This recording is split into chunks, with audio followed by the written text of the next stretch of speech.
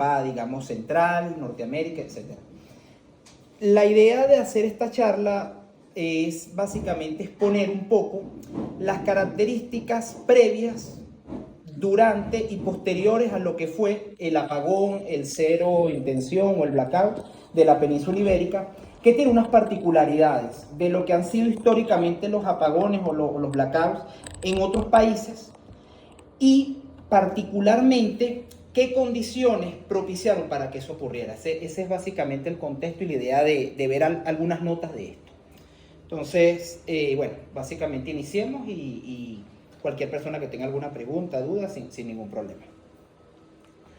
Lo que estaremos viendo inicialmente va a ser un análisis muy global para entender un poco la geografía, el sistema eléctrico ibérico. Cuando hablo del sistema eléctrico ibérico, especialmente el sistema eléctrico español, en un 80% y en un 20% el sistema eléctrico portugués, que son dos sistemas que están correlacionados. Uno no puede coexistir sin el otro, están netamente correlacionados. Y también ver el contexto de cómo operan los sistemas eléctricos europeos que operan de forma interconectada. Se hace un solo gran sistema interconectado que es el sistema europeo continental. Estaremos hablando también un poco de lo que fue el análisis previo al blackout ibérico, en contexto que propiciaron esas condiciones y días previos que se estuvo experimentando en el sistema, lo que estuvo viendo el TCO, que es el operador del sistema. El análisis del mix de generación durante el blackout, esto es importantísimo. El mix de generación tiene un punto muy importante y fundamental en las condiciones para que este evento ocurriera y qué podemos hacer como reflexión en el futuro. Básicamente en lo que es operación de sistemas con alta penetración de energía renovable. En cuarto punto, una pequeña línea del tiempo para que entiendan un poco cómo se fueron dando los eventos, qué fue lo que empezó registrando el operador del sistema y qué decisiones tomó. Y esto es muy importante porque es muy fácil la persona que no esté en operación de un sistema eléctrico analizar posterior al evento. Mira, afuera ha sido mejor, ha hecho tal condición o tomado tal decisión. Pero cuando se está viviendo el evento desde una sala de control, las condiciones son totalmente diferentes. Y siempre hay que tomar una decisión. Y la mejor decisión, como dicen, es la que se toma. De ahí después podemos analizar si fue la más adecuada o la más idónea. En el número 5, digamos, estaremos analizando las variables eléctricas durante el blackout, que eso es muy importante, analizar un poco esas variables a nivel de tensión, a nivel de frecuencia, entre otras. Y ya para el punto número 6, el análisis de medidas adoptadas por los TCO, específicamente Red Eléctrica como operador del sistema español, REN como operador del sistema portugués, posterior al blackout eléctrico. Sistema eléctrico ibérico. Como todos saben, la península ibérica es básicamente la entrada, la puerta a Europa continental. El sistema eléctrico ibérico, como ya les había indicado previamente, está operado en un 80%, tanto en infraestructura como en instalaciones, por Red Eléctrica. Red Eléctrica de España es el TCO, es el operador del sistema eléctrico español y trabaja de la mano con REN, que es el operador del sistema eléctrico portugués. Hay una particularidad, es que la red de transporte ibérica cuenta con 8 anillos, los cuales se distribuyen en un sistema de transporte peninsular en 400 kV, que tiene aproximadamente 25.341 kilómetros en líneas aéreas de alta tensión, tiene 88 kilómetros en líneas subterráneas. Como dato de color, la tendencia hoy en día de las transportistas, de los operadores del sistema, es que las líneas aéreas sean subterráneas, por un tema de garantizar la mayor compatibilidad posible con el medio. Y la tendencia de hacer líneas aéreas es algo que está pasando cada vez, no quiero decir en desuso, pero cada vez son menos los proyectos. La tendencia cada vez son más líneas subterráneas. Se tienen 29 kilómetros de cable submarino, en los cuales hay múltiples interconexiones. Se tiene una capacidad instalada en unidades de transformación de 87.315 MVA aproximadamente y más de 771 subestaciones. Subestaciones a nivel de 400 kV. Estamos hablando en toda la red de transporte peninsular ibérica. Infraestructura de red eléctrica, infraestructura de red, infraestructura española, infraestructura portuguesa. A nivel del sistema de 220 hay números que son ligeramente un poco superiores. Fíjense que el concepto que tiene digamos, tanto España como Portugal para la red de transporte, es algo que era muy similar lo que hizo Gaddafi en Venezuela con lo que fue la electrificación, que es básicamente manejar la red de transporte para interconectar grandes regiones, sectores donde teníamos grupos de generación y grandes centros de consumo, y la red de 220 es básicamente para poder dar confluencia y evacuar flujos de potencia a nivel de los sistemas de distribución que los operan cinco grandes, digamos, distribuidoras importantes que operan en toda la península, que muchos seguramente la conocen: Endesa, Iberdrola, Unión Fenosa Gas, Naturgy, entre otras. Hablemos un poquito ahora del sistema peninsular. El sistema peninsular, que está interconectado con la península, valga la redundancia, es el sistema balear. El sistema balear son un grupo de islas, básicamente 3, que están ubicadas en el mar Mediterráneo, en lo que sería más que todo mar Balear, muy cercano, digamos, hacia las costas de la Comunidad Valenciana y Cataluña. Fíjense que en el sistema Balear la red de transporte no es de 400 kV, Red Eléctrica no maneja en los sistemas insulares 400 kV como nivel de tensión más elevada, sino maneja es 220 kV, 132 y 66, en algunos casos 45, para el sistema canario, que no está interconectado con la península, y que sucede lo mismo con el sistema de la isla de Madeira y las Azores, que pertenecen digamos, a Portugal, que tampoco están interconectados con alguna península. Son islas básicamente. Bueno, se tiene 1.142 kilómetros de líneas aéreas en 220, líneas subterráneas 238. Hay un cable submarino que hace una interconexión con las Baleares, que estaremos hablando posterior un poco de cómo es ese enlace. Es un enlace asincrónico por medio de una conexión HVDC, digamos, una conexión de alta tensión en corriente continua. Esquema viejo, digamos, esquema del pasado, que es un esquema LCC, que tiene unas particularidades que posterior también estaremos tocando un poco como tips, datos de color. La capacidad de transformación instalada son 3.998 MVA y aproximadamente 63 subestaciones. Fíjense que la particularidad de las Baleares, al estar interconectadas con la península, le da una característica de robustez del punto de vista de poder evacuar generación tanto peninsular como de generación insular, hasta unas proporciones que el operador del sistema tiene definidas. Tenemos lo que sería el sistema canario. El sistema canario maneja también 220 kV, no está interconectado. Hay interconexiones entre las islas, no hay interconexión con la península. Hay un proyecto para interconectar con Argelia, pero no es todavía algo que esté todavía en proyecto de desarrollo. Y fíjense que la proporción en la infraestructura, tanto en líneas aéreas, líneas subterráneas, cables submarinos, capacidad de transformación y subestaciones, son muy similares. Posterior de ver la infraestructura de transporte, es importante también tener un poquito de idea de lo que es el MIS y la capacidad de generación que hay en la península ibérica. Fíjense que la península ibérica tiene aproximadamente más de 550.000 kilómetros cuadrados. En esos 550.000 kilómetros cuadrados, una particularidad es que hay múltiples centrales de generación con múltiples fuentes de energía variables y ubicadas en toda la geografía. Y esto es muy importante porque, a diferencia, como modo símil con Venezuela, que la gran generación históricamente la tenemos en el Bajo Caroní y los grandes centros de consumo los tenemos a nivel central y en el occidente del país, no es lo mismo llevar grandes bloques de energía desde el Bajo Caroní, que sería el sur oriente del país, hacia el centro y el occidente. Fíjense que en España esta gran distribución de fuentes de generación y esos 8 anillos en la red de transporte permite poder evacuar de forma muy eficiente y muy rápida lo que sería la planificación de la programación interdiaria que tienen los operadores del sistema para poder abastecer, suministrar la generación de la península ibérica. Las fuentes se dividen en el siguiente listado. Tenemos térmicas renovables, 1.259 megavatios en capacidad instalada. La térmica renovable, para que tengan una idea, es una térmica que sale por medio de biocombustibles. Es básicamente la fuente preponderante de la térmica renovable. Tenemos solar térmica, que la solar térmica es básicamente poder calentar un fluido que tiene unas características físico-químicas interesantes para que permita posteriormente con un medio de un intercambiador de calor, generar vapor de agua y mover una máquina de vapor. Pero toda la fuente preponderante, digamos, proviene de lo que sería el sistema solar térmico. Hay 2.304 megavatios. Hasta el año 2010 estaba la planta solar térmica más grande a nivel mundial, superada hoy en día en los Emiratos Árabes.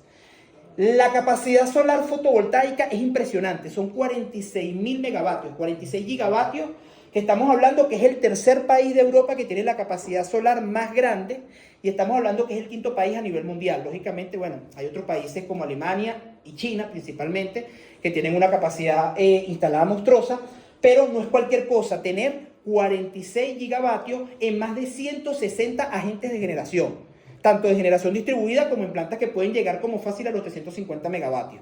Entonces, no es poca cosa la cantidad de campos, tanto en Extremadura como especialmente en Andalucía, el sur de España, que hay una, digamos, incidencia y una capacidad de radiación solar muy grande, muy importante. Entonces, esto no es poco.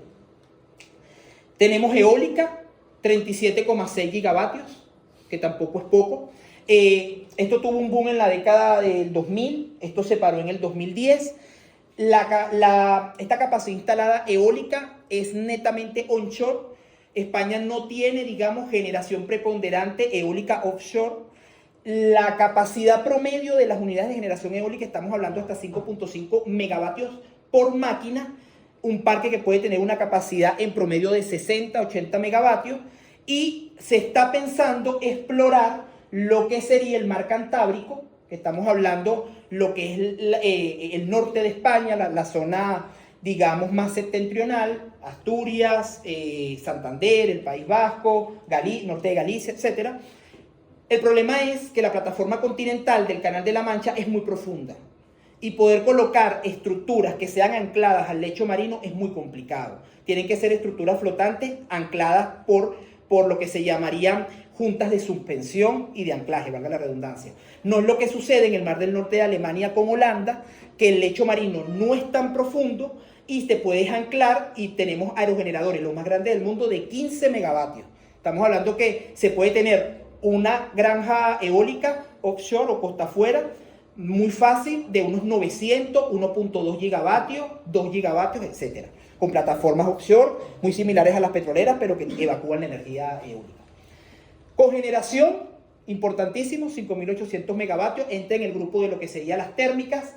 Turbinas a gas es una de las cosas que, conforme al PNIE, que es el Programa Integral de Cambio Climático que tiene Europa, la línea que lleva Europa para la descarbonización 2030 y 2050, ya no debería haber más turbinas a gas, ciclos de gas abierto, ni cogeneración, y mucho menos motogeneradores, diésel, carbón, etc. Motores diésel, 525 megavatios. Esto es sistema de emergencia, que ciertamente ante cualquier restricción técnica, que ya después hablaremos un poco de ese concepto, permite entrar en el sistema de forma muy rápida y poder garantizar o llevarte a un punto operativo de seguridad desde el punto de vista de lo que es el servicio de regulación de tensión por medio de capacidad reactiva, como el servicio de garantizar excursiones de frecuencia estable por medio del control de potencia activa. Tenemos turbinas de vapor, 28.243 megavatios, ciclo combinado, 26.250 megavatios, que estos son, digamos, el plato fuerte, un autor muy importante y decisivo en lo que ocurrió en el blackout.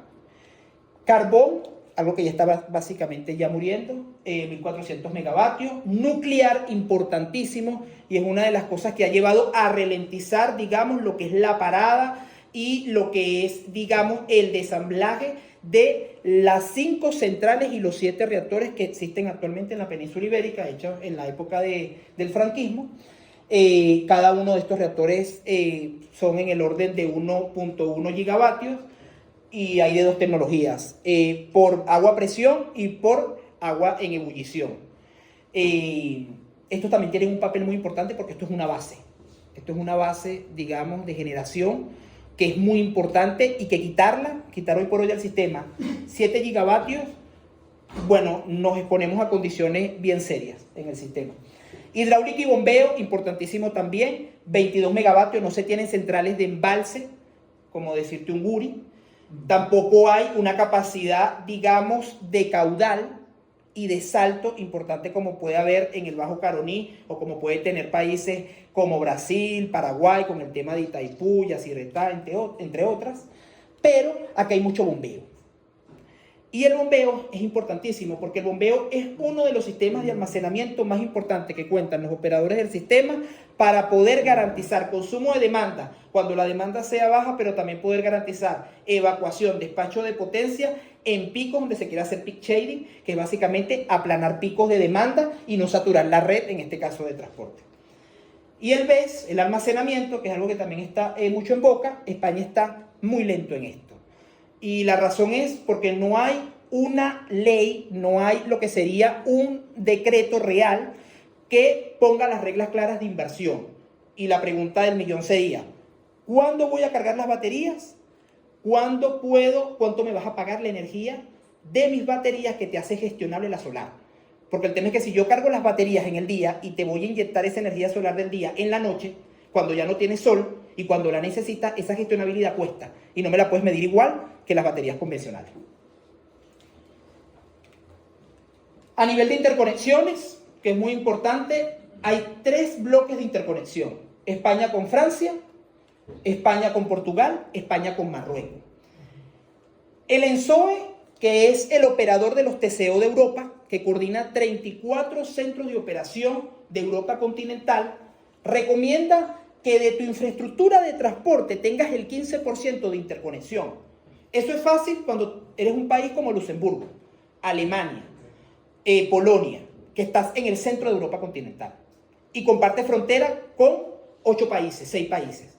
Pero cuando tú estás en la puerta de Europa, cuando estás en la cola de la península, no es tan sencillo, porque tu frontera la estás compartiendo en los Pirineos con Francia y ya las interconexiones llega un momento que se te limitan, tanto físicas como en capacidad de transporte. A Portugal es parte, lo absorbiste de tu propia remallada y ya tienes una interconexión con Marruecos por el estrecho de Gibraltar. Entonces, ¿qué sucede? La interconexión con Francia es interesantísima. Fíjense que cuenta con enlaces sincrónicos y enlaces asincrónicos. En enlace sincrónico tenemos 400, 220 y 132 kilovoltios. Estamos hablando de aproximadamente 5 líneas con una capacidad de 2000 megavatios. Para que tengan una idea, 2000 megavatios estamos hablando de casi un 7% de la capacidad de bloques de energía que se evacúa en la red de transporte peninsular. Como número, digamos, de dato de color. En enlaces asincrónicos tenemos un enlace HVDC tipo SBC. Y que este tipo de enlaces permite emular una red, digamos, AC con características tan similares y con las ventajas de poder reducir oscilaciones de potencia entre dos sistemas por variaciones de la frecuencia interaria por medio de un conversor que se emula como una máquina sincrónica virtual. Y este tiene una capacidad de un dipolo de 2000 megavatios, es decir, o mando 2000 megavatios para Francia, o Francia me manda 2000 megavatios, o mando 1000 y 1000, o empiezo a hacer una variación operativa y una planificación del despacho de potencia como se desea. Los límites de exportación e importación, los que se indican acá, tanto como mínimo y en máximo, con las letras en minúscula y mayúscula. Portugal, la capacidad de transporte es mucho menor que con Francia. Ciertamente los enlaces son netamente asincrónicos. Y con Marruecos la capacidad de transporte es mucho más pequeña. No es el tenor de la charla hablar de la restitución del sistema posterior al blackout, pero sí el papel fundamental que tuvo Marruecos y que tuvo Francia para la restitución del sistema fue importantísimo. Y el punto está en que no todas las centrales térmicas españolas tienen capacidad de Black Start. Y eso es una cosa fundamental. Porque el no tener capacidad de arranque en negro cuando vienes después de un blackout para restituir el sistema es complicado. Especialmente cuando tienes que hacer pequeñas áreas que mantengan voltaje y frecuencia estable y empezarlas a interconectar. Y una de las cosas más complicadas, irónicamente, Madrid, el centro, básicamente, fue una de las provincias y comunidades autónomas que tardó más en que llegara la energía. Entonces, esto para que lo tengan en cuenta. Actualmente España cuenta solamente de su infraestructura de transporte con el 2% de interconexión y con el 6,5% en proyecto por medio de un nuevo enlace que se va a hacer por el Golfo de Vizcaya, que es por el País Vasco, va a permitir llevar la capacidad total entre España y Francia a 5.000 megavatios y unos enlaces que se quieren hacer también con África, que se están evaluando rutas para cables submarinos. Balance del mix de generación del 2025 y lo previo para que ustedes vean a lo que fue anticipado a la condición del blackout. Fíjense que aquí tenemos lo que es el mix de generación extraído de la plataforma ESIOS de Red Eléctrica, esto es público.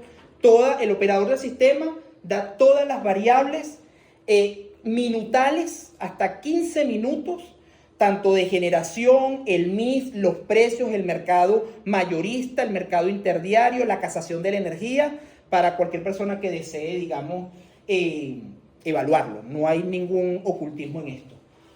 La programación P48 es una programación horaria que hace el operador del sistema día anterior para la planificación de lo que va a ser abastecer la demanda, de lo que haya dicho la casación del mercado mayorista, porque cada quien va casando y para tú garantizarte un puesto como generador, como agente, de poder abastecer demanda, tienes que empezar con el precio más bajo. Eso nos lo dice el mercado marginalista.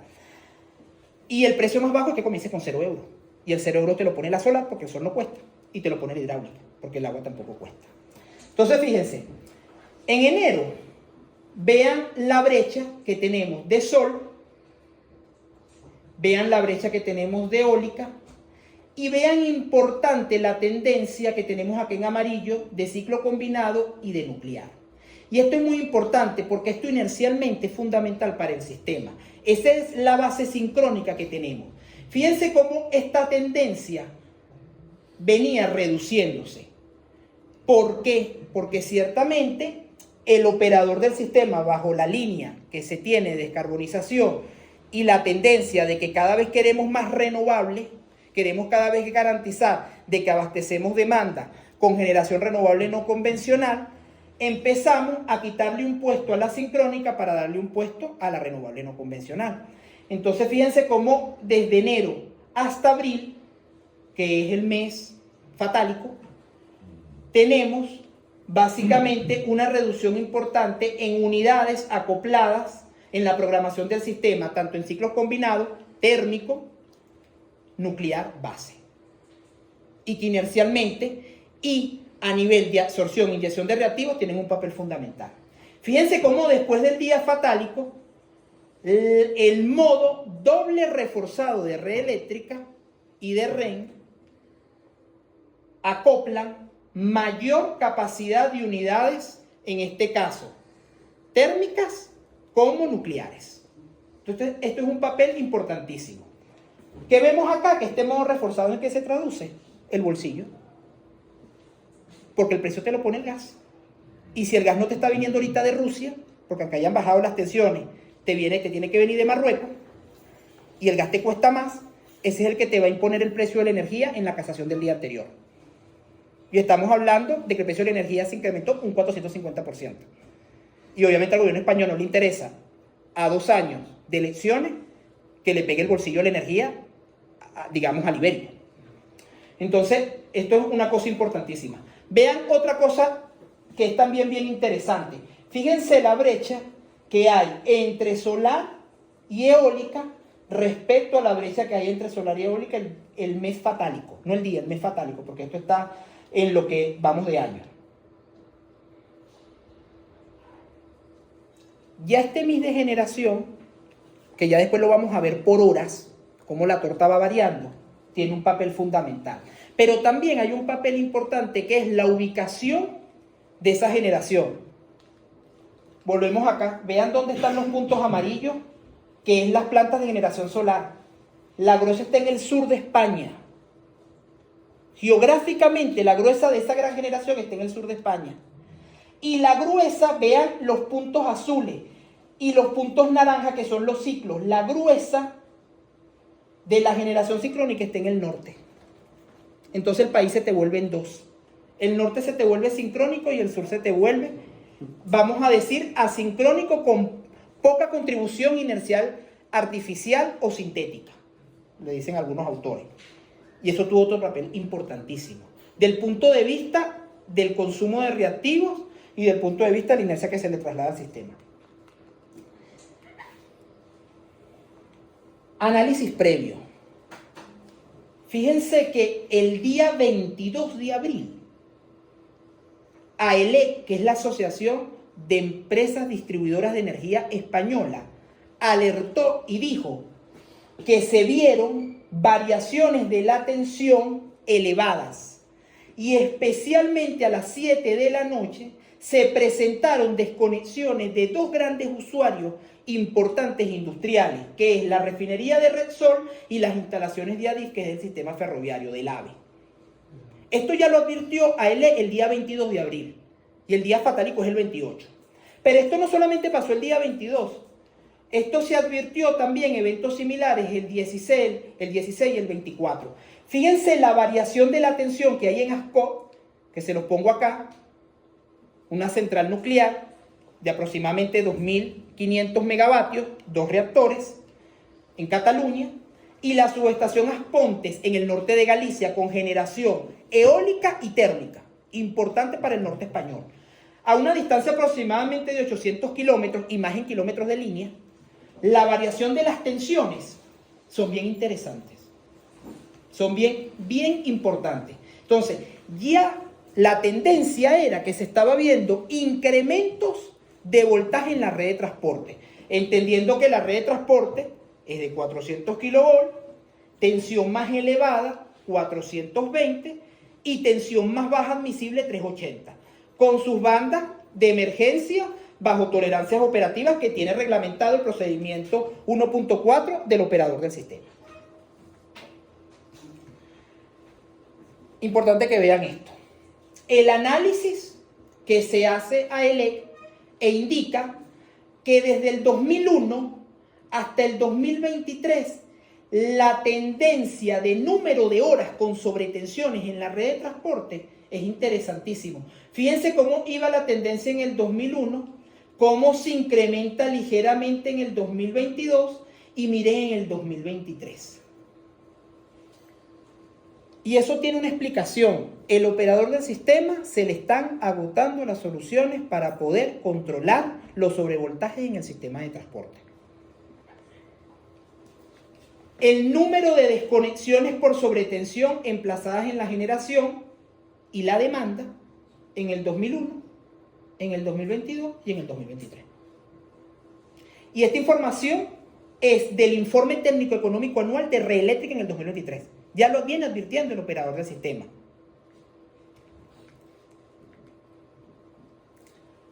Importante para entender un poco cómo opera el mercado mayorista y entender un poco, porque no es el operador del sistema el que dice, esta es la que genera y esta no.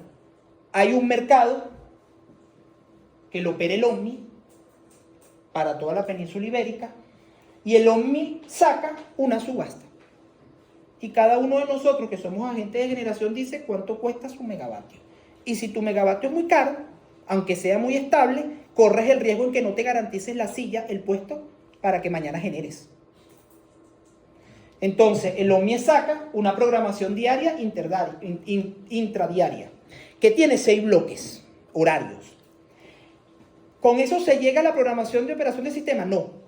Eso se lo pasan a REN y a Red Eléctrica. Y Red Eléctrica dice, bueno, mira, yo agarro esta casación, a mí me dicen, aquí hay un MIS de generación que económicamente opera en función a lo que dice la CNMC, que es la comisión que regula el mercado eléctrico mayorista, y Red Eléctrica empieza con sus analistas a decir, bueno, mira, vamos a ver si esta programación es factible para mañana, para la tendencia de demanda que tenemos y los históricos. Ellos aplican el N-1, aplican qué pasa si se me desconecta esta línea, si pierdo esta generación, y con todo eso que meten en esa cajita negra, con todas esas, digamos, evaluaciones de esa subasta y de esa casación, Red Eléctrica dice, sí, eso es factible, eso me garantiza estabilidad para que el sistema opere mañana o no.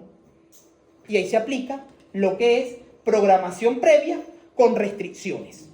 Y esa restricción programable, Red Eléctrica dice, acá me tienes que meter más térmica, porque tanta solar me puede llevar a una condición de inestabilidad en tal punto. Ya Red Eléctrica le da la bendición a esa subasta, a esa casación, a esa planificación, aplicó su restricción técnica. Fíjense cómo el precio de la energía va subiendo. Parte de lo que hace el mercado mayorista, si Red Eléctrica tiene que aplicar una restricción programable, eso cuesta. A eso le aplicamos los peajes del sistema de transporte, le aplicamos lo que es la distribución de las, valga la redundancia, las distribuidoras, la cuota de la comercializadora, que es otro agente que aplica en el sistema ibérico, en Europa, a nivel mundial básicamente, porque no necesariamente la distribuidora es la que te comercializa la energía, a la que le vas a pagar la factura. Y sale la programación previa. Esa programación previa puede variar totalmente, porque saber realmente cuánto se va a consumir o demandar de energía al día siguiente hay que ser adivino. Hay una tendencia, hay un histórico, hay una climatología, hay una estacionalidad, hay unas condiciones del sistema, si hay un juego de fútbol, si hay un mundial, si hay una elección, lo que fuese. Saber realmente hay que ser adivino. Pero cualquier variación del sistema, hay lo que se llama una programación en tiempo real y por ende tiene 6 bloques. Y Red Eléctrica en tiempo real hace como Neil Armstrong con el Apolo 11, llama a Houston y levanta el teléfono y llama a agentes de generación que tienen su centro de control. Necesito tu disponibilidad de tu central en tal bloque horario, o necesito desconectar tal línea, o necesito conectar tal línea, o lo que se necesite hacer. En tiempo vivo operando el sistema. Y después tenemos lo que es el servicio de control complementario, que es un servicio de soporte que nos indica básicamente la regulación primaria, secundaria y terciaria, la clásica regulación que se hace para mantener, garantizar un servicio de frecuencia potencia activa estable en el sistema, y el control de tensión, que es capacidad de reactivo, tanto estática como dinámica, que no todos los agentes de generación tienen la capacidad para realizarlo. Fíjense que interesante. En el 2024, Red Eléctrica indicó que pérdidas de prestación de generación firme asociada al cierre de centrales de generación convencionales, cito, carbón, ciclo combinado y nuclear, pueden implicar en una reducción de la potencia firme y las capacidades de balance del sistema eléctrico. Esto lo ha dicho Red Eléctrica. Dice al Estado, porque Red Eléctrica a nivel gubernamental depende del MITRE, que es el Ministerio de la Transición Ecológica y el Reto Demográfico, y le dice, en lo que era el antiguo Ministerio de Energía español, y le dice, mira, nosotros entendemos el plan de cambio climático integral de energía, entendemos la descarbonización, queremos ser verdes, ser amigables con el ambiente, todo eso es maravilloso, pero si nosotros cerramos las nucleares, si nosotros empezamos a desmantelar las térmicas, aquí nos exponemos a una reducción de capacidad firme y a una condición de desbalance de energía. Esto se advirtió. 2024. Día fatálico. Amanece el día fatálico y las 0 horas. El 28/4 a las 0 horas la demanda era de 23.921 megavatios. El histórico de España son 45 gigavatios de demanda. La demanda en España ha tenido una reducción porque no se esperó los 3 millones de viviendas que tienen que adecuarse, la cantidad de data centers que se esperaban que Microsoft, que AWS y compañía adjudicaran los proyectos. Hay ciertamente una obstaculación, hay como un embudo en algunos nudos para poder garantizar conexión de grandes usuarios de demanda. Entonces la demanda no se ha aumentado como se esperaba. Pero de forma contraria, la capacidad y las conexiones de grandes centros de generación solar y eólica se han ido adecuando y se han ido conectando de forma, digamos, una barbarie. En España se están haciendo plantas solares por doquier. Es uno de los países donde Huawei y Sungrow tiene mayor venta de centros de transformación y de inversores a nivel mundial. Tanta generación instalada, ¿y quién se la come? ¿Quién la consume? Porque al final, si no se consume, no se puede generar. Entonces, al menos que tengamos grandes centros de almacenamiento, que es una de las cosas que no se tiene. Entonces, ¿qué sucede? A las 0 horas, el MIS, ¿cómo es? En resumen, renovable no convencional, un 23,58% a las 0 horas. Renovable convencional, hidráulica y bombeo, entre comillas, 34,33%. Generación convencional, 37,35%. Eso es inercial. Generación que estás exportando, 1.252. Y consumos internos a través de importaciones, 2.960. ¿Cómo se divide la torta? Generación inercial, 20.123 megavatios, el 76%. Generación con inercia sintética, el 23,58%. Tenemos una constante de inercia aproximada de 2,71 segundos. El ENSOE nos dice, con 2,5, yo te garantizo que en Europa continental tú no tengas problemas de desbalance entre demanda y generación. Crítico, que te lleven a excursiones negativas en la frecuencia, que te expongas a un apagón, que te expongas a una desconexión interactiva. Eso fue a las 0 horas. Excelente. Eso tiene una explicación. Aquí no tiene sol. Las plantas solares que están funcionando, te funcionan porque consumen potencia activa y te empiezan a inyectar reactiva. Es un estático, básicamente. Funcionan como un estático. Tienes eólica, tienes una base de nuclear, pero venimos de la mitad de la nuclear, porque si vemos acá, la nuclear son 3.385 y la capacidad instalada son 7.117. Es decir, la mitad de las nucleares no quisiste meterla, que lo lógico es que tengas esa base por lo menos inamovible. Y el sistema no tiene problemas, entre comillas. Después vamos a ver la línea del tiempo. A las 6 horas, la demanda se reduce un poco menos de un gigavatio, y la torta queda 77.22. Empiezan los primeros vestigios del sol y empieza a levantar y a repuntar un poquito la solar. A las 8 horas, la demanda aumenta.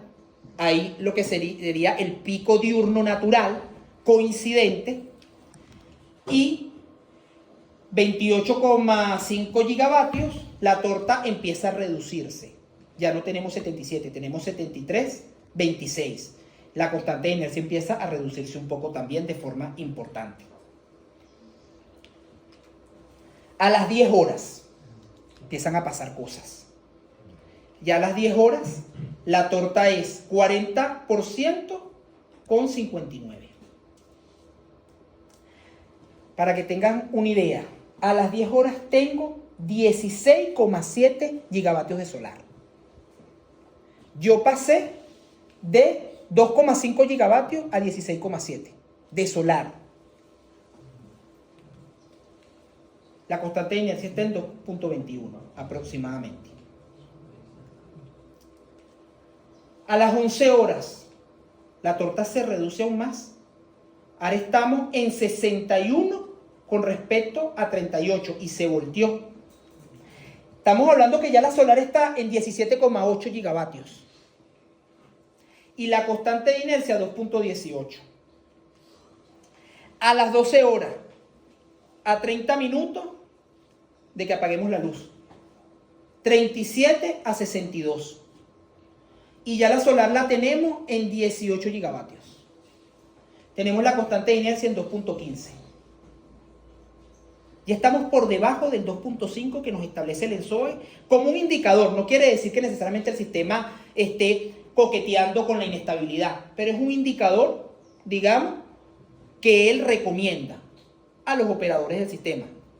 Ojo, también hay una cosa importante. Esto opera sincronizadamente.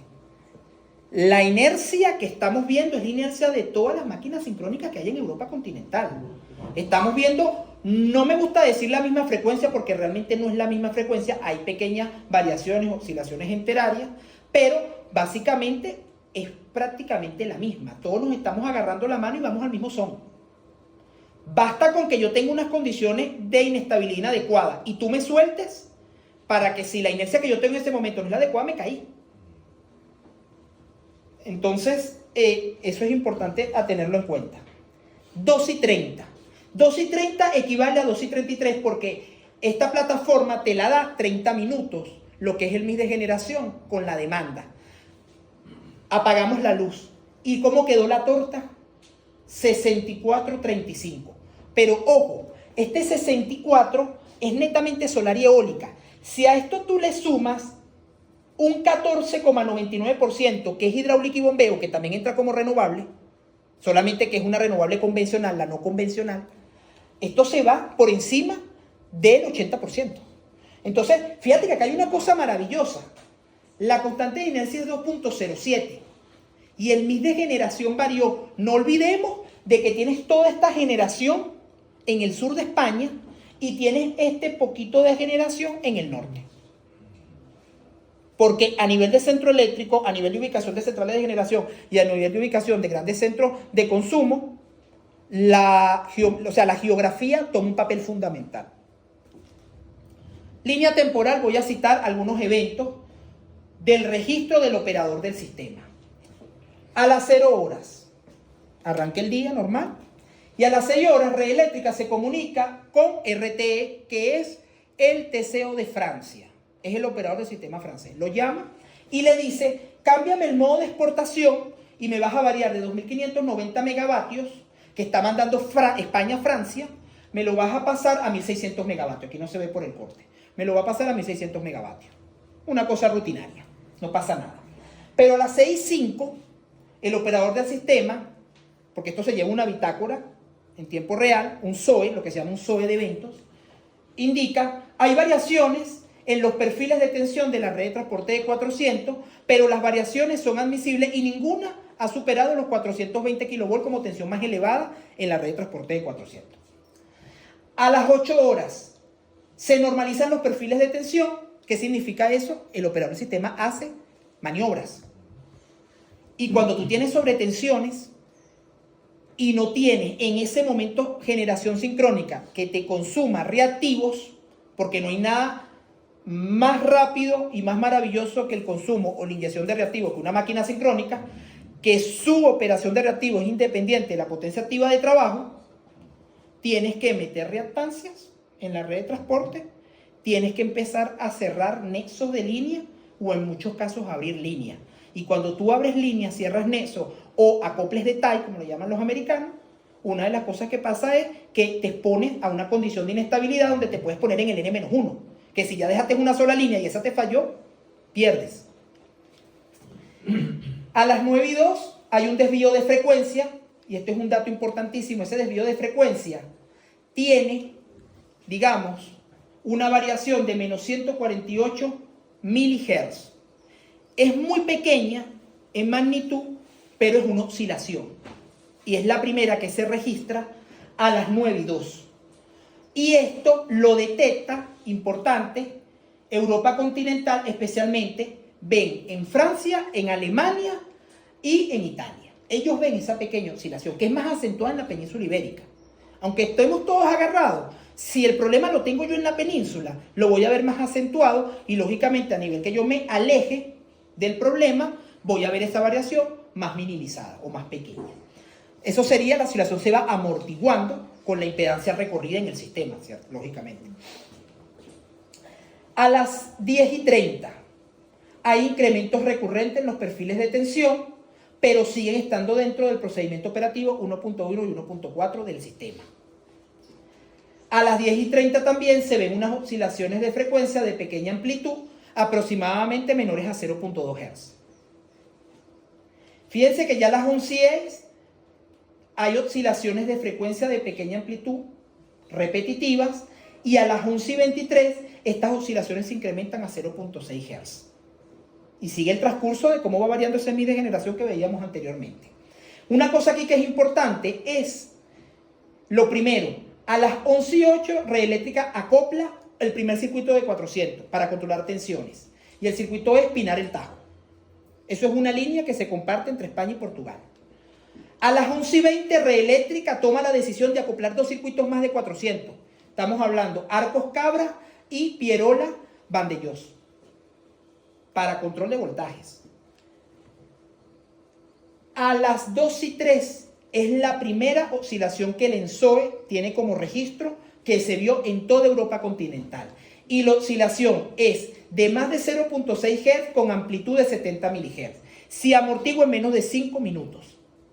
Esa es la primera, digamos, oscilación detectada en el sistema, que presenta oscilación de la variable tanto de frecuencia como de voltaje, porque cualquier excursión, digamos, negativa o positiva de la frecuencia viene acompañado con una variación de voltaje.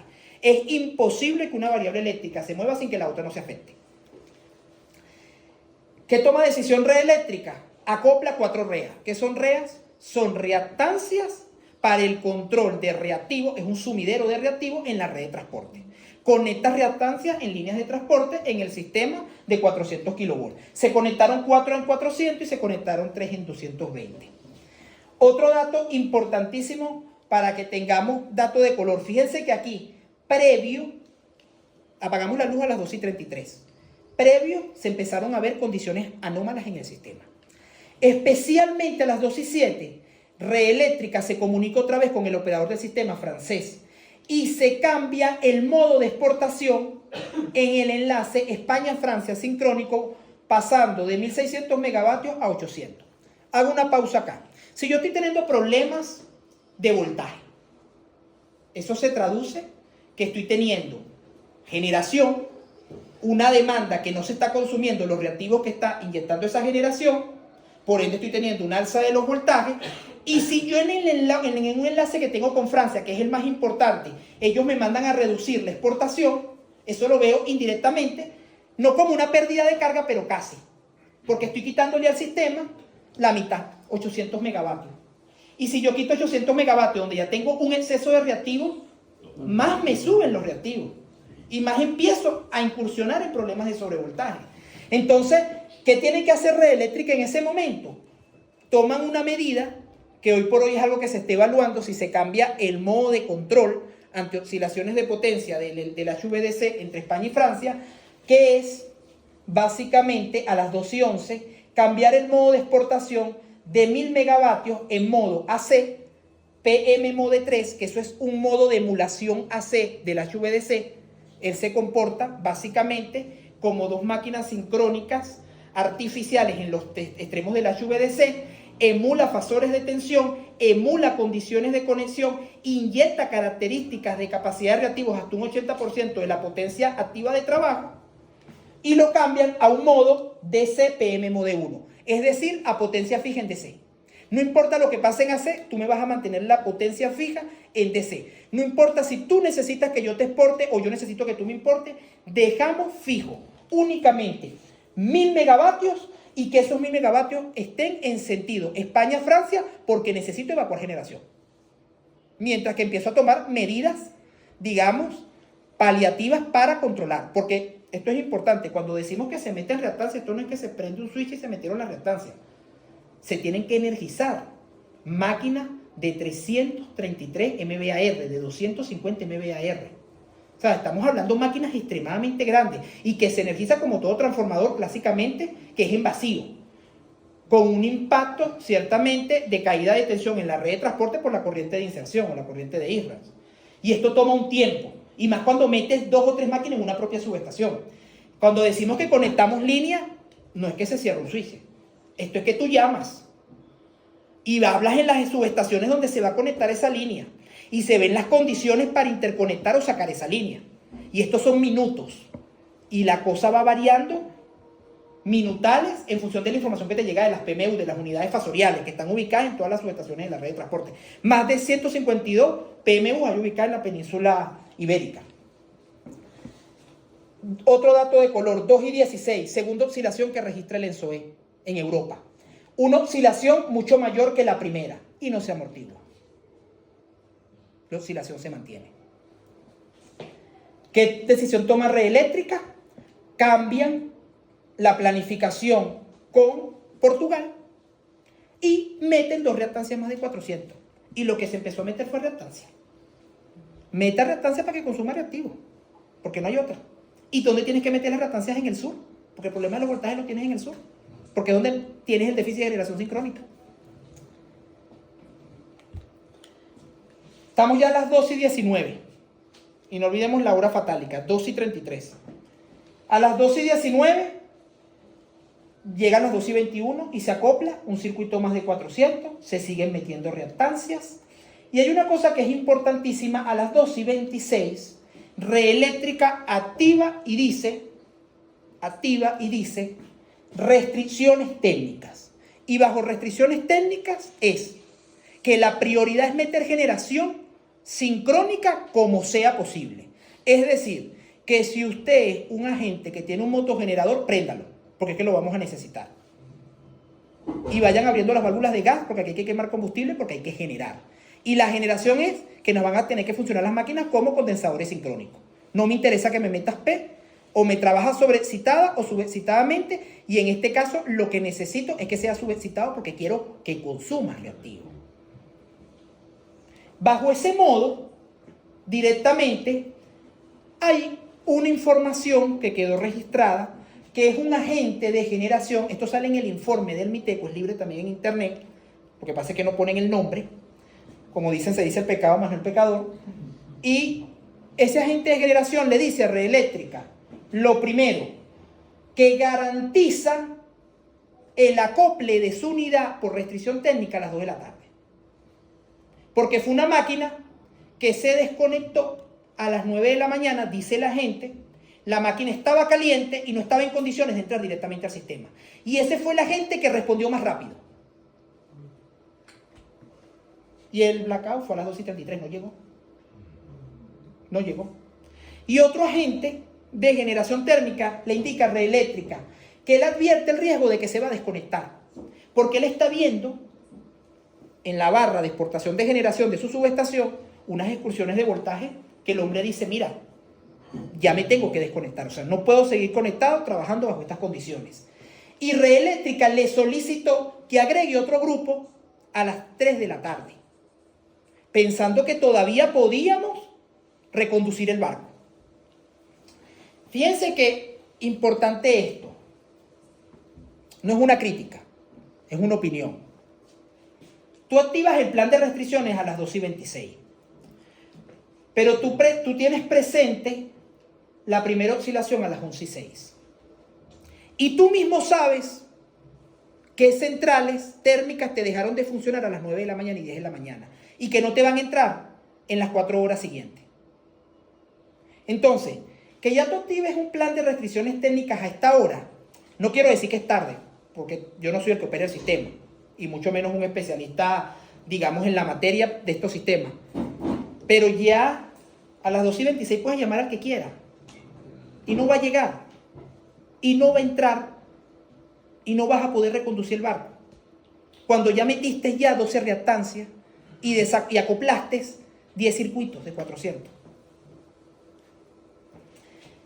Fíjate que interesante, a las 12:30, cuando se lograron amortiguar 2 oscilaciones interarias, ¿cómo era la demanda? 25,18 gigavatios. Es nada. Para la capacidad instalada española y la infraestructura, eso es nada. O sea, las condiciones que llevaron al blackout no es ese clásico apagón de no es que había mucha demanda y poca generación, no es que había poca generación y mucha demanda. No, generación hay. El mismo es adecuado no necesariamente, pero generación hay. Y la infraestructura funciona, no tiene problemas de mantenimiento, la infraestructura está, funciona y la tecnología está. Fíjense que el mix de generación es 82% renovable no convencional más renovable convencional. 82%. Que era lo que les decía a ustedes de la torta que vimos anteriormente acá. De la torta que vimos acá. De este 64, si nosotros le sumamos este 14, te pasaste el 80. Y tienes 10% nuclear, tienes 3% centrales de ciclo combinado, 1% carbón, que la metiste porque es la que te entra rápido, y prende la caldera y listo, y 4% cogeneración. O sea, tú tienes acá menos de un 20% en generación sincrónica y ubicada en el norte del país. El control de tensión por consigna, esto es importantísimo. Lo que te permite, digamos, hacerle un control fino e inmediato al voltaje, que es la variable correlativa, que es la potencia reactiva, lo hace el control de tensión por consigna. ¿Qué es el control de tensión por consigna? Que directamente yo te llamo, a ti agente, yo operador del sistema, llamo a la gente y le digo, mira, me vas a activar el control de tensión por consigna. Es decir, que yo desde el centro de control voy a controlar las condiciones de absorción y de consumo de reactivo cada 5 minutos de tu máquina. Y de ese control de tensión por consigna, solamente lo tenían en ese instante 6 centrales de generación de ciclo combinado, 4 nucleares, una de carbón y las de bombeo. Solamente tenían esas el control de tensión. Eso llevó, que lo vamos a hablar más adelante, eso llevó a que se actualizara el procedimiento operativo 7.4, que es el procedimiento operativo de control de potencia reactiva. Y después vamos a hablar un tema que es muy importante, cómo operaban esas plantas, o cómo operaban antes del apagón las plantas solares y cómo operan ahora. Y la tendencia de operación a nivel mundial. Bueno, fíjense, 2 y 30, para hacerlo breve. Tenemos una frecuencia que va cayendo, 49,50 Hz. Hay un incremento significativo de las tensiones en la red de 400. 2 y 33, comienza el evento. A las 2 y 32, con 55 segundos, se pierden 525 megavatios. A las 2 y 32, con 57, se pierden 355, se empiezan a desconectar la gente. La generación distribuida a menos de 1 megavatio ya se había perdido hace rato. Porque esas son las primeras que le meten el pecho y las primeras que salen bombeadas. O sea, no aguantan. A las 2 y 32, con 57, la caída de la frecuencia amortiguada es de 3 ciclos y se pierde el enlace entre España y Francia de 450 megavatios a 0 megavatios. Y esto ya lo que ves en caída. Menos de 48 Hz, se pierden 730 megavatios en Extremadura. A las 2 y 33, con 17, 550 megavatios en Sevilla. Y seguimos, hasta que con 45,89 Hz, a las 2 y 33, con 29 y 741 milisegundos, se pierde el último grupo de generación que oficialmente, señores, hay un cero de tensión en la red de transporte peninsular. Esta fue la película. Análisis de las variables durante el apagón. Muy sencillo. Desde las 10 de la mañana hasta las 2 y 33, este fue el comportamiento de las tensiones en Extremadura. Estamos hablando de la comunidad autónoma que está colindante con Portugal, en el oeste del país. Andalucía, sur. Comunidad Valenciana, más hacia el oeste. Galicia, sur. O sea, Galicia sur no, Galicia está en el norte, pero la zona del sur de Galicia. Cataluña, Castilla y León, Madrid. Pero fíjense lo interesante. A las 10 y 42 ya yo tengo las primeras variaciones de tensión que pasan el límite que establece el procedimiento operativo 1.4. Pero para red eléctrica, los eventos relevantes que la hacen a ella activar las restricciones técnicas es a las 12 horas. Y ya yo estoy teniendo problemas antes. Ya yo antes estoy teniendo problemas. Fíjate, interesante.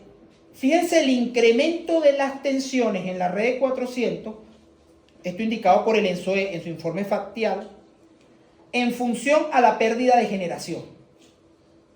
Como la pérdida de generación desde las 12 y 32 hasta las 12 y 35 me llevó un incremento exponencial de las tensiones en el sistema de 400. Importante. Los primeritos 355, la zona donde se ubicó la pérdida de los 930 y la zona donde se ubicó los 725. Sur de España.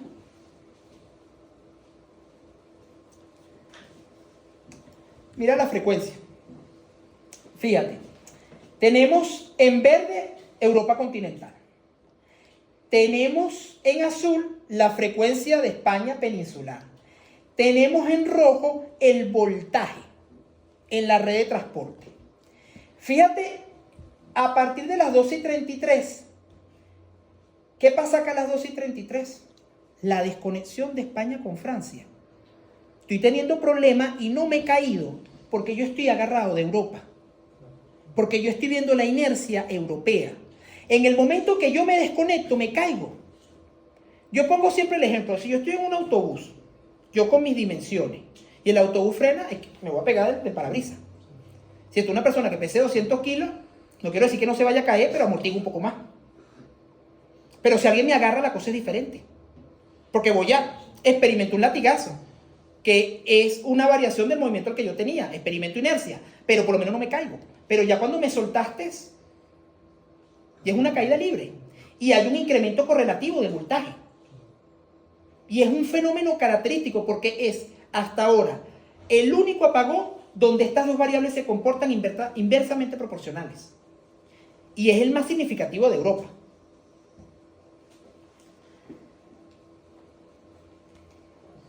Fíjense esto, cómo fue variando la frecuencia a medida, cuando tengan el PDF lo van a poder ver mejor, pero de los megavatios de generación y de bombeo que se fueron desconectando en España y en Portugal, y cada uno de estos puntos es la variación de frecuencia.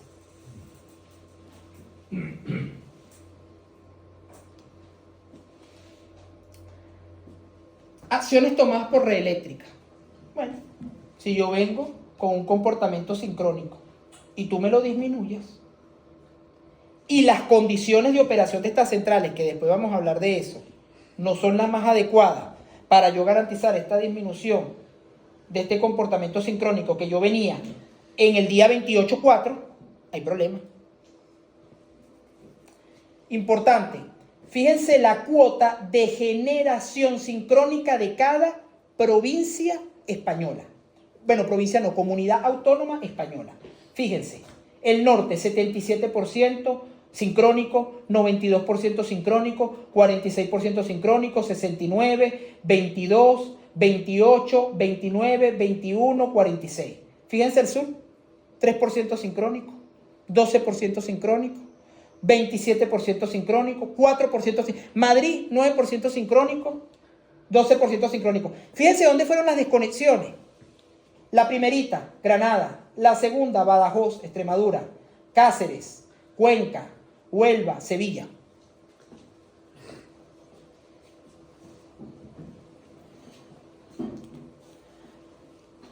¿Qué líneas acopló red eléctrica? Cuando yo les decía, no, que acopló un circuito, dos circuitos, fue el Tajo. Bueno, estas líneas. Empezó a acoplar líneas en el centro y norte para poder robustecer más el norte con el sur, interconectarlo más. Otra opinión, dato de color. Si tú como operador del sistema sabes que tienes la mayor cantidad de sincrónica para esa hora en el norte y sabes que tienes menos generación sincrónica en el sur, que te aporta inercia sintética, no vas a robustecer los corredores de transporte para unir más a esos dos bloques. Y lo vas a hacer cuando ya tienes el problema. Una opinión. Y los acoples que se hicieron. Ahora una cosa interesante que indicó aquí a ELEC. Esto que ven aquí entre paréntesis son los días que esas líneas no estaban operativas. Esta línea, por lo menos, Guzmán-Guillena, 3 días que no estaba operativa. Y la metieron ese día. Guadame-Cabra, 4 días que no tenía operación. Esta 15 días. 8 días. 14 días la Robla-Grijota. Los días que esa línea no estaban operativas. Pero no porque la línea estuviese indisponible, porque si no, no la conectas. No porque la línea tuviese problemas de mantenimiento. Son por la planificación de transporte que tiene el propio operador del sistema, que es el que maneja su red. Medidas adoptadas por los TCO posterior al evento. Bueno, Red Eléctrica y Red dijeron, señores, aquí no importa la economía, aquí lo que importa es la seguridad, ya nos dimos cuenta de eso, y nos vamos al modo no reforzado, doble reforzado. ¿Y tú sabes qué es el modo doble reforzado? Que incrementas un 100% las unidades acopladas de centrales de ciclo combinado y las nucleares. Queme gas, que lo pagamos, pero yo lo quiero doble reforzado. Hay una reducción de un 15% de mi generación renovable. A muchas solares ya tú no vas para el baile. Tú no vas a tener un puesto mañana para generar. Me reduce más la brecha entre eólica y solar. Y eso no le gustó al Estado español, porque repito, hay una agenda. Y la agenda es, yo quiero ser verde, y si yo quiero ser verde, yo tengo que sacar nucleares, porque no me gustan las nucleares, yo no estoy con Francia, estoy con el grupo de Alemania, yo soy antinuclear, yo no quiero gas, yo no quiero carbón, yo lo que quiero es sol y aire y agua. Incremento de conexión. Un 5% de los circuitos de 400 se incrementó en acoples y interconexiones. Incremento de restricciones técnicas operativas, hasta más de un 30%, pero de restricciones técnicas que se hacen en el momento, las en tiempo real, no las programadas. Y hay un incremento de un 450% en el precio del megavatio hora en el mercado mayorista, que pasó de 5,79 euros a 31,87 euros. que eso se traslada al usuario, al común denominador de la calle. ¿Qué medidas tomó la CNMC? Para que tengan un tema importante. Como no hay un Ministerio de Energía Eléctrica en España, sino hay un Ministerio de Transición Ecológica y Reto Demográfico, el nombre que le pusieron, el operador del sistema hace una propuesta de actualizar un procedimiento técnico operativo. Esa propuesta le evalúa a ELEC, las distribuidoras y empresas eléctricas, y dan una opinión pública. La lleva la CNMC, que es la Comisión Nacional de Mercados y Libres Competencias. Y la CNMC le da la bendición, pero eso todavía no se ha aprobado, eso tiene que llevar al Congreso de Diputados. Y ahí es donde sale el decreto real. Hay 150 nuevas actualizaciones de procedimientos operativos que están en el Congreso de los Diputados esperando que se aprueben porque no hay unanimidad. Y entre esos está el proyecto de las BES y entre esos está el proyecto de cambio operativo de las centrales renovables no convencionales. ¿Qué sí se logró? Por la urgencia, que la CNMC, con un decreto de urgencia de Estado no aprobado por el Congreso, se actualizara. Procedimiento operativo 3.1. Es capacidad adicional de reactiva en condiciones de riesgo ante colapso del sistema. Procedimiento 3.6.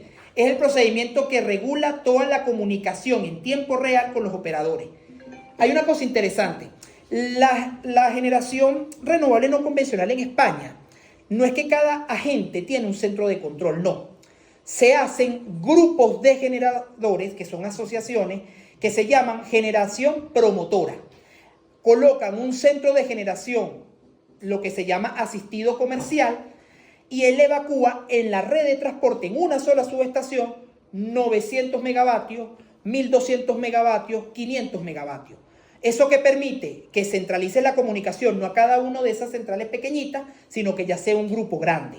¿Cuál es el problema? Que la comunicación es por teléfono, porque a Red Eléctrica no le llegaba en tiempo directo las variables eléctricas de esos centros de control de despachos asistidos.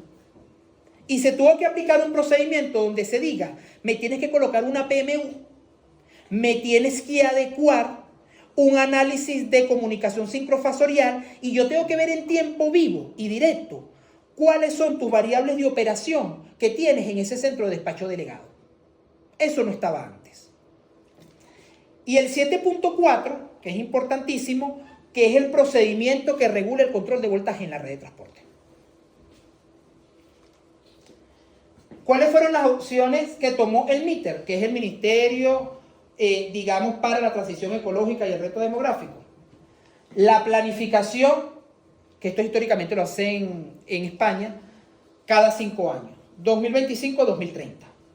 Y en esa planificación se llegó a nuevos proyectos con fondos europeos que indican, tenemos que incorporar SAICO, condensadores sincrónicos. ¿Y qué quiere decir eso? Tú me quieres quitar a mí nuclear y me quieres quitar gas, no hay problema. Me metes una máquina sincrónica que no me inyecte P, que me inyecte Q o consuma Q. Y no solamente eso, no me va a dar solamente el servicio de reactiva para voltaje. Me vas a dar el servicio de contribución de cortocircuito. Porque si tú me sacas sincrónica, los niveles de cortocircuito se me van al piso. El SCR, que es el Short Circuit Ratio que se tiene en cada uno de los nodos de la red, típicamente están por debajo de 2. Entonces, ¿qué sucede? Si yo no tengo contribución de cortocircuito, yo no tengo robustez de una red. Y yo necesito una máquina que me contribuya a nivel de cortocircuito. Y el tercer servicio, me vas a dar inercia. Ahora, una pregunta del millón. ¿Por qué yo voy a aprobar proyectos de condensadores sincrónicos y no convierto las máquinas que tú quieres desmantelar, que tienen generadores sincrónicos, en condensadores sincrónicos? Porque al final un condensador sincrónico es una vulgar máquina sincrónica. Todo está en el modo de operación. Incorporación de BES standalone. Otro dato de color. El 98% de los inversores en España tienen una técnica de control, grid following. ¿Es malo, es bueno? No quiero caer en esa diatriba, pero las condiciones de operación frente a la red son muy abismales. Del punto de vista que no es lo mismo que yo me comporte lo más cercano a un generador sincrónico a que no me comporte como un generador sincrónico. Del punto de vista que yo no pueda incrementar tanto la contribución de potencia reactiva dinámica a que la contribuya solamente estática, y que ciertamente yo no tengo una contribución más allá de un 150% de la potencia instalada de esos inversores. Y si a eso lo ponemos peor, las plantas en España operaban como en muchos países, a factor de potencia fijo. ¿Qué factor de potencia fijo? Que yo te voy a consumir una reactiva o te voy a inyectar una reactiva al factor de potencia que tú me pusiste. Si tú me pusiste 0.98, yo no llego ni a 0.3 por unidad de reactiva. Entonces es nada. Lo que yo pueda dar de reactiva se lo comió el trafo elevador. Y la línea inmediata, que aparte son subterráneas, muchas de las que acoplan la generación, digamos, renovable. Entonces, ya en ese caso, cambió. No me vas a operar todas las plantas a factor de potencia fijo. Me vas a operar por consigna de voltaje. Y ya está las primeras 24 plantas en más de 20 días de prueba para el control de tensión por consigna en plantas renovables. Hay un cambio de un 15% de conductores en la red de transporte que se está planteando, un retrofit, una renovación de un 19% de la infraestructura de transporte, una actualización. Hay una repotenciación del 62% de la infraestructura de transporte, una adecuación en nuevos corredores, incorporación de 9.500 kilómetros de la red de transporte al sistema, incremento de un 4% del DLR, es poder agregar el monitoreo en tiempo real de muchos corredores que hoy por hoy no lo tienen, incorporar un 100% de PMU en nodos promotores, que no existía, lo que habíamos comentado hace unos minutos, incremento un 10% de la interconexión con Europa continental, y ya se tiene incrementar la capacidad instalada con Francia y adecuar nuevas conexiones con África, porque no hay otro país al cual nos podamos pegar. Repito, no somos Luxemburgo, ni Polonia, ni Alemania, que comparte frontera con 8 o 6 países. Entonces la geografía tampoco te ayuda mucho. Y los Pirineos no es muy fácil. Esto es una cosa que le... Uy, bueno, los Pirineos no es muy fácil hacer corredores de línea por los Pirineos. Es complicado. Fíjense, esta zona de acá, que es lo que se llama la meseta, lo que sería Comunidad Autónoma de Castilla y León y Madrid, cuando tú pasas la meseta y te encuentras con la cordillera Cantábrica, los corredores de línea son muy complicados y son uno de los que tienen más tasa de salida en España. Otro dato importante a tener en cuenta acá es adecuar la capacidad de acceso de 12 gigavatios de hidrógeno verde. Hay que aumentar la demanda. Es imperativo que en España haya más demanda. No es natural que el histórico de demanda sea del 2007 con 45.45 gigavatios y que hoy en día la demanda no logre rozar los 28.000 megavatios o 28 gigavatios. No es normal eso. En un país que lo natural es que el país crezca demográficamente, nazca gente, el país se industrialice, el país se actualice, y eso va de la mano con el incremento del consumo energético. Eso es lo natural, eso es lo normal.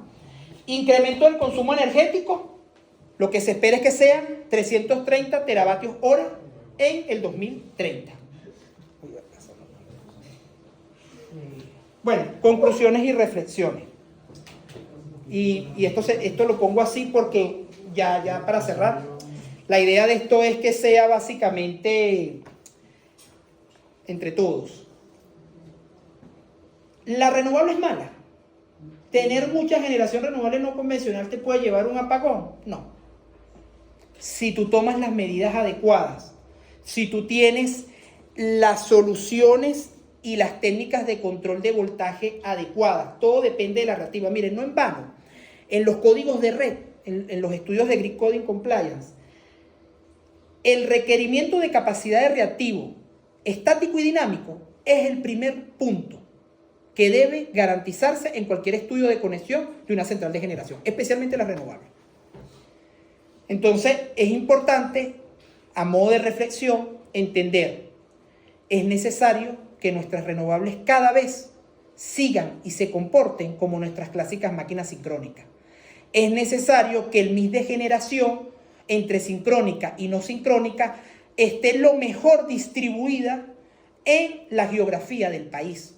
Esto nos va a permitir a nosotros tomar acciones más adecuadas desde el punto de vista de agregar generación o de quitar generación. Es necesario el almacenamiento, es imperativo. La gestionabilidad de la energía solar es el futuro de muchos proyectos a nivel mundial. Europa ya es un continente que está llegando al punto de saturación de capacidad instalada renovable no convencional. Y Latinoamérica es el futuro para eso.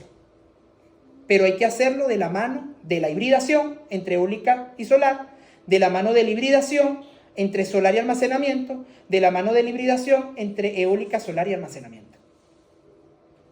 Inversores grid forming, sincrocondensadores, digitalización y control en tiempo real, es imperativo en los nodos promotores.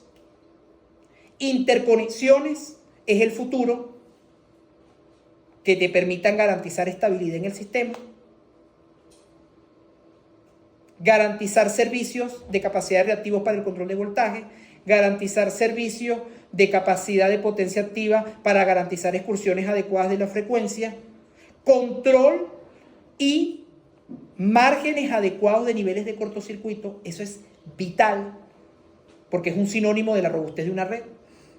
Bajos niveles de cortocircuito empiezan a coquetear con condiciones de penduleo y de inestabilidad en los sistemas, entre otras cosas. Bueno, no sé si alguien quiera comentar algo acá de esto, tiene alguna pregunta.